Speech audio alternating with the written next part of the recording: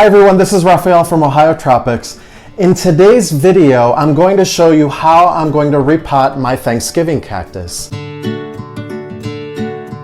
Now, you can use this exact same process to repot your Christmas cactus or even your Easter cactus. I actually propagated this Thanksgiving cactus from my grandmother's plant, and I actually have it in my sunroom. It's a lot bigger than this one.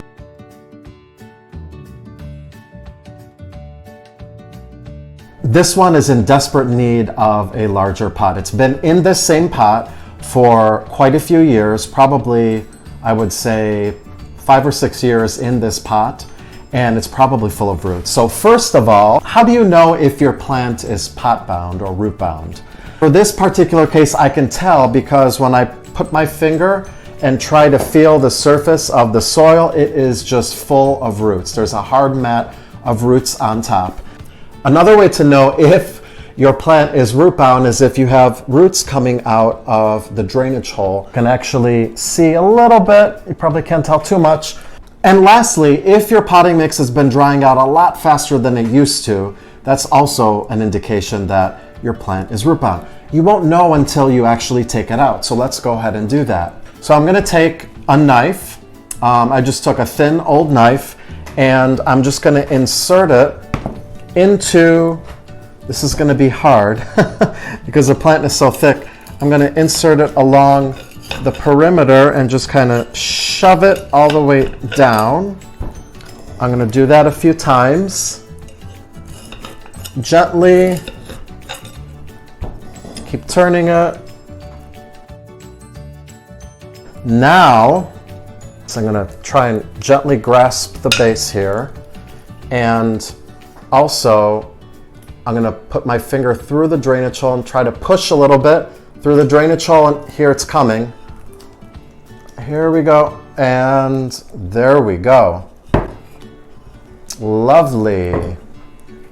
Here is our root ball.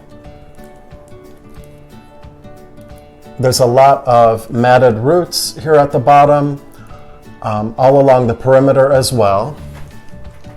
A good time to repot this plant is right after flowering, but before it starts to grow new leaves. Next, what I'm going to do is loosen the root ball. This is very important, especially if your plant is super root bound. So I'm just going to grab it like this and just loosen it up a little bit. You don't have to go crazy. And you do not have to remove all the soil. Do not remove all the soil. A lot of people sometimes do that. Then I'm going to go around the perimeter. Don't worry about breaking the roots. You do want to loosen them because it will result in a healthier root system and a healthier plant in its new pot. So really, that's all I did. I'm going to kind of dig my fingers in there, rough it up a little bit, and that's all. That's all you have to do. Next, let's talk about potting mixes. These are epiphytic cacti, so they grow on trees. They require excellent drainage. So what I'm going to plant mine in are 2 parts. I'm going to use 2 parts of a good cactus or succulent mix. I use one from a local garden center, but you can use the Espoma cactus mix, which is a great one. I'll include a link in the profile. So 2 parts of a good cactus mix. I'm going to put it in this container here to mix up. And then 1 part pumice, not hummus that you eat, but pumice. It's basically a volcanic stone. This particular pumice is a 1/4 inch pumice from Bonsai Jack, and I absolutely love it. I use it for all my succulents, all my cacti, and it's always great quality, and it really helps to add more porosity to the soil and also increase your drainage, which these plants need.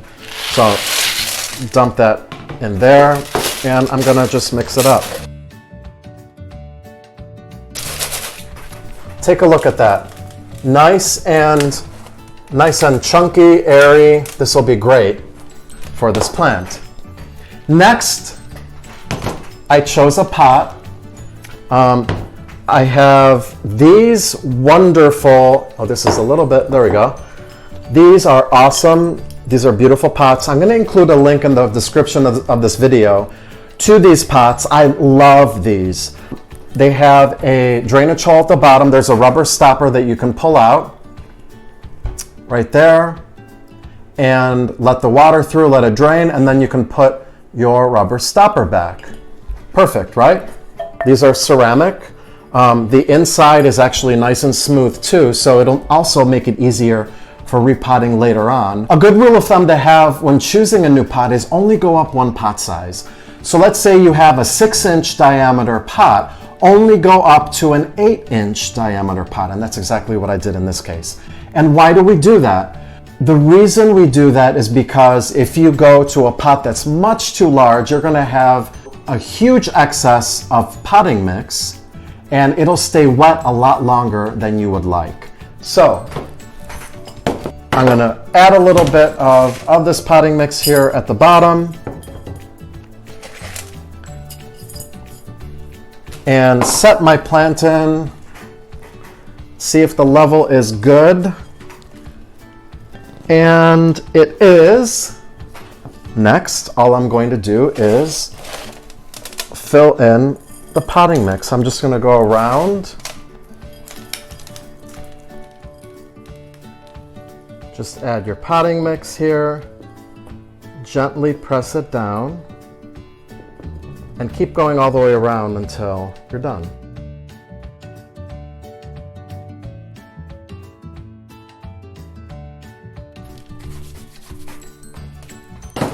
And voila. If you notice here, I left about a 1/2 inch gap between the rim of the pot and the soil level. The reason I did that is because when you water, it won't be as messy. And the little gap, the 1/2 inch gap, is going to allow for a water reservoir when you water, so that you're not spilling potting mix all over the place when you're trying to water. Next, let's go ahead and give our plant a good watering. So remember, there's a rubber stopper at the bottom. I'm going to take the rubber stopper out for when I water. I'm going to go ahead and put this plant in my sink and go ahead and give it a nice thorough soaking. Just going to water right from the top. You can also shower the leaves. Let everything drain away. I like to hang my plants right over a bathtub here so that they can finish draining. And here it is back in front of its regular window. This is a nice bright southern facing window. Any nice bright window will do. Eastern or western facing windows are great. Southern facing windows like this are wonderful too. You can even set them a little back so that they don't get direct sun all day. Any windows that don't have any direct sun probably will do well also, but you would have to have it right in front of the window. For best results, give your plant about 2 to 3 hours of direct sun each day, and these will thrive. And that's all there really is to it. And as far as general care, I like to wait until the top couple inches or so of the potting mix have dried out, and then go ahead and give it a nice thorough watering. I also like to fertilize regularly throughout the year when the plant is actively growing. I use a fertilizer called Dyna-Gro, and I'll include a link in the description of this video. It's an amazing fertilizer. I've been using it for years. I've gotten wonderful results for my plants. It's also urea free, so it minimizes any fertilizer burn. I like to add 1/4 to 1/2 of a teaspoon per gallon of water. Make sure that you measure out both amounts. And I just use a gallon watering can and then actual kitchen measuring spoons dedicated specifically for my fertilizer to measure out my solution.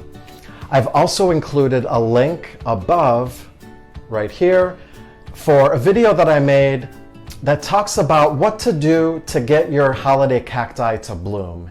Have you had trouble getting your plant to bloom? I talk about all the secrets in that video. It's surprisingly simple. I hope you guys have enjoyed this video. Please click the subscribe button if you've enjoyed this video, and like and comment with any questions that you have. I try and answer all the questions that people leave on my videos. So have a great day, and I'll see you guys next time.